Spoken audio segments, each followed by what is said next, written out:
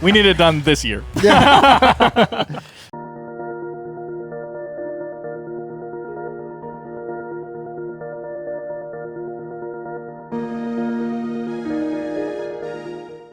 Hey guys, I'm Tim. I'm Spencer. I'm Dan. This is Board Game Rundown. Today we're going to do a review, if I could talk, of Mystic Market from Think Fun Games. Think fun. 2 to 4 players. Says half hour. That's probably right. Maybe even a little faster. Yeah. Ages 10 and up, for whatever that's worth. So in this in Mystic Market, we are basically, you're going to have ingredient cards and potion cards, and then you've got this market. So all the ingredients are in these nice little vials right here on that little ramp, and they've got different values there. An interesting thing is, excuse me, I'm losing my voice here. Interesting thing that this game does is that it's got the points you get in the big numbers for selling a set of the ingredients, which would be indicated on the cards. And then there's these little pips down here. That tells you how much it costs for you to buy a card out of the lineup with all of your fancy coins we got right here. So on your turn, basically you can do, they've got awesome player aid, tells you everything. You can do one of the 3 followings. You can buy 1 or 2 ingredient cards. So sort of like Ticket to Ride, you can buy a card out of here for whatever the value is, the cost is here, or you can spend 2 coins and blind buy off the top of the deck. And the fun thing is when you buy a card out of the market, it instantly replenishes. Yep. Oh. And you can only do 1 from the market and 1 from the deck. You can't do 2 of each. Right. Another awesome thing you can do, though, is you can swap 1 or 2 ingredient cards from the market only, just as Daniel there demonstrated. Another thing you can do, and this is really where the game, how you win the game, is you're going to sell ingredient cards. So you can have a set like that, and it tells you how many on the card you need to make a set, and then you just refer to this little handy ramp here, and it tells you the value of your set. So Spencer's 4 Dragon Scale cards at this point in time are only worth 5. Not as good to sell. But let's just say that things get moved around, blah, blah, blah. So blue gets sold, it gets moved back here, right? And now those Kraken Tentacles get sold, they move here. So now Spencer's Dragon Tentacles went from being worth only 5 Dragon Scales. to now, or Dragon Scales, go from 5 to now being worth 8. Other ways you can manipulate the market, which is super cool, I think, is you can discard a card, sell it for free. You don't get any money, but you move that. So if Spencer had Phoenix Feathers, he might sell that, so now his Dragon Scales are worth 10 instead of 8. Or I could see he's collecting all of those, and I'm like, well, I'm going to sell 1, so it's not worth anything. Mm-hmm. Right, so you bop that market value back down. There's also potions here. It's very simple. There's icons or colors, so it's not color dependent. And it'll tell you the cost. So those are the ingredients you need to turn in to get said potion. You can use a potion at any time during the game. When you use it, you get the profit for using it. So you don't get that money when you create the potion. You get the money when you spend the potion or use the potion. Once the potion deck runs out, it's out. So if that runs out, no more. When the ingredient deck runs out, that's when the game ends. And inside the ingredient deck also, there will be these supply shift cards. You put only 3 of them in there. And basically, it's going to take one of these ingredients, and it's going to be an event that makes that the most expensive ingredient at the time. Is there one for each color? Looks like. Okay. Purple, green, yellow, orange, red, blue. Gotcha. Yep, 1 for each. So 6 there. And that, I mean, that's it. It's pretty straightforward. You could also play like a 1 to 30 version if you want an even shorter version of a pretty short game, I think. Yeah, you would have gotten that pretty fast. Yep. I would have. I mean, I had some good luck. But yeah, I mean, that's more or less how the game plays. Let's talk about components. What's in the box? Now, I want to point out that on each card on the sides, it has the color and a certain number of bars, and that number of bars corresponds to how many items you have to have for a set. So you can just splay these out very easily and see, well, obviously I'm going to have 3 if I want yellow. I thought that was really nice. Yeah, when we first set up the game, I was kind of like, that's weird. It has this here and this here, but then we were instantly like, oh, it's so that in your hand, if you splay them, Yeah. you instantly can tell. You got That's a multiple nice ways to Yep. check. The cards are nice quality. Yep. rounded corners like that. The artwork is simple but very clear. I don't know why. I actually really like the artwork. I do like that too. it's the potion and then the thing that it is. So this is like orc tooth or whatever, right? So that's coming out. And then in the background, there's a nice picture of an orc. And like for this one, the dragon scale coming out in this picture of the dragon. It's super basic, but I like it. But it also alleviates color dependency. Exactly. Right? But and easily because there's like 3 different pictures showing you what it is. Right. Yeah. Right. So that's nice. Now, I don't know because our Bob isn't here sitting in on this, That's true. how That's these true. colors will That's true. reflect for him. Because the only time you're going to be color reliant then will be in But- these vials But here. that is very easily remedied. You just mark it. Just mark it. Just mark it. Yep. Put the first letter. They literally start in Roy G. Roy G. Biv, Biv, yeah. so you can just mark them like that, and then they'll stay that way the whole game. We were having a little bit of trouble with this thing.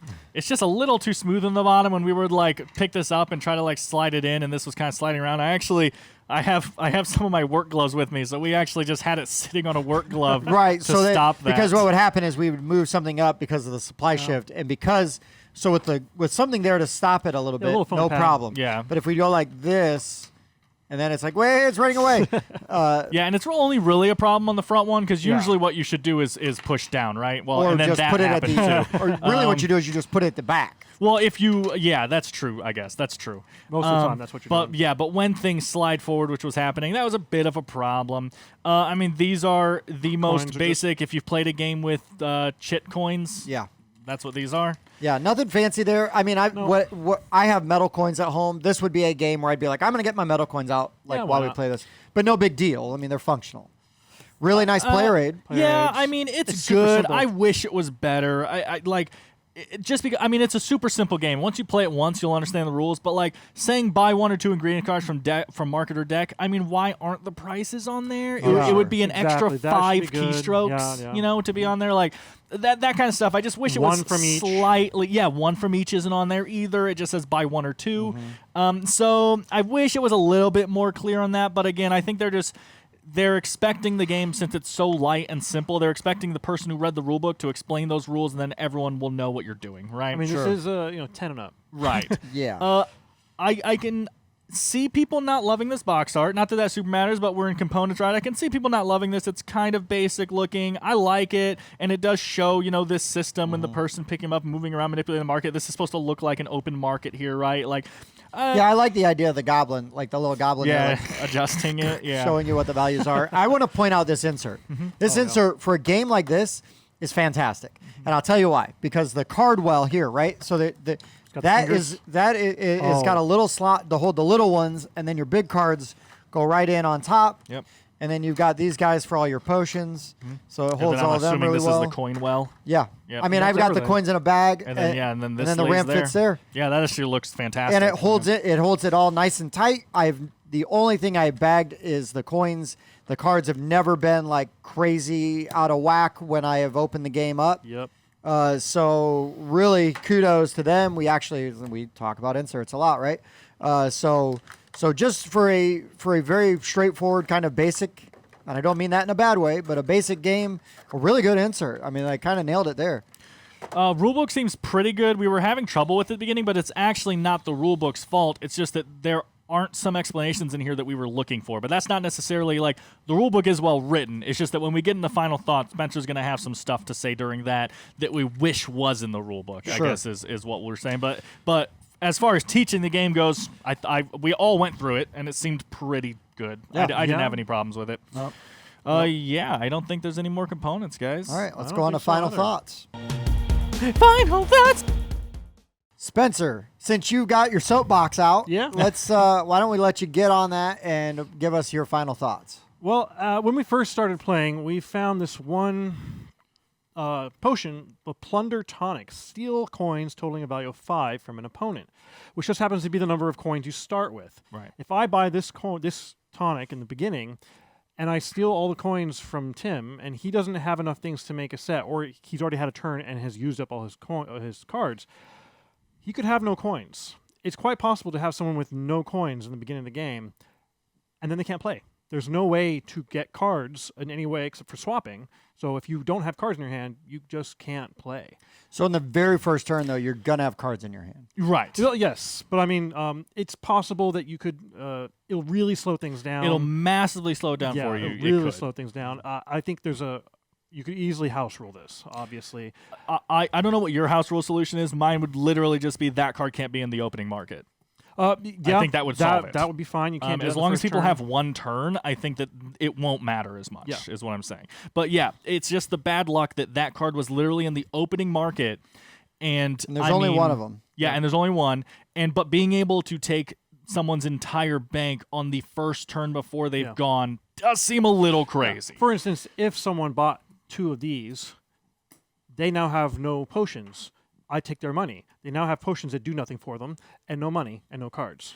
They're out. Well, the potions wouldn't do nothing for them. It would get them money back. Well, when you play them, when you play potions, you get money. It does severely slow things down. Again, it slows things down Yeah. for sure, which is why I would just not have it in the opening market. And also, That's that'd be an assuming- incredibly mean way to play the game. Right. I mean, I was going to do it. That's of course assuming that I they, absolutely was going to do that they it. didn't buy a 0 That's potion. true. Yeah. Of course. Yep. There was something else too. Oh, and then on that too for an opening hand turn, that's also a 16-point swing. It is a huge swing. Which is pretty big. I mean, the final scores were around 40. So 16 is almost half of your final score, and you can get it in the first turn opening swing and make someone have no money. Like, I just think that card is crazy. Like, maybe do a pandemic thing where you shuffle all the potions without that one, and then shuffle that one in the bottom half. Yeah, you know? yeah. I mean, Like, when I maybe stole something from like that. you, and you ended up having the lowest number By of points. far, yes. I ended up I don't know if barely it's because of winning. that, but yes, It I did definitely by was far. a contributing factor, Sure. though, and I only barely won because I got really lucky in the last and sold something for 15, and I won by 3 points maybe. I mean, but Yeah, it- somewhere I guess the like that. thing is, I think those are all valid points. I also just feel like that a lot of times, I mean, there was plenty of times where the market was not where I needed it to Right. be. Oh yeah, And yeah. so I would sit on cards, you know what I mean, or just try to get other cards to try to build up a little bit to be ready, because it's like, yes, Dan might go, Tim's got a lot of yellow, like, just so you know, so somebody might try to sabotage that market.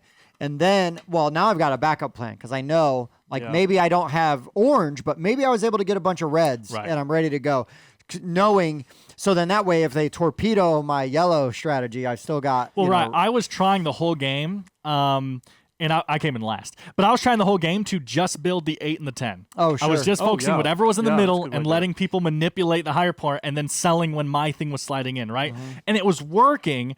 It's just that, I don't know, mixture of other things happening. I wasn't able to come back, 16-point swing. But no.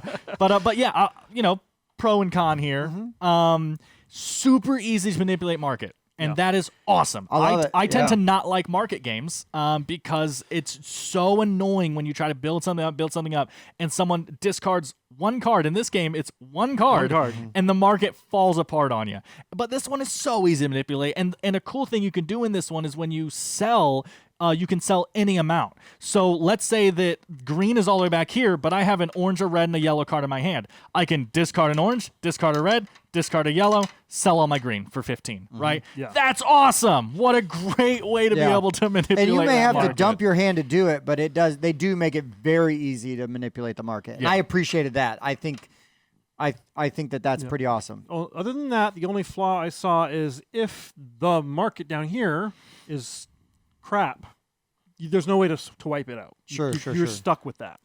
Yes, I didn't feel it in this game. At the end, I felt it because we had the 2 most expensive ones. And that's all we had, and I was like, well, it's hard to even sell those because they were at that point they're like both 4 and 3, and Sure. so I mean that's a minor thing. So I guess Yeah. that's my final thought. I'll give it a rating. Hold on, we'll do the We'll do rating, the rating in a thing minute. first, But yeah. let's just kind of go through final thoughts real quick. Sure. I mean, I've kind of been jumping in on Spencer's a little Oh, bit it's here, fine. Oh, just that's fine. because I had thoughts about what you were saying. But I mean, that's basically what I was saying. I like the manipulation of the market. That's usually not done super well, and I thought in this game it was done pretty well.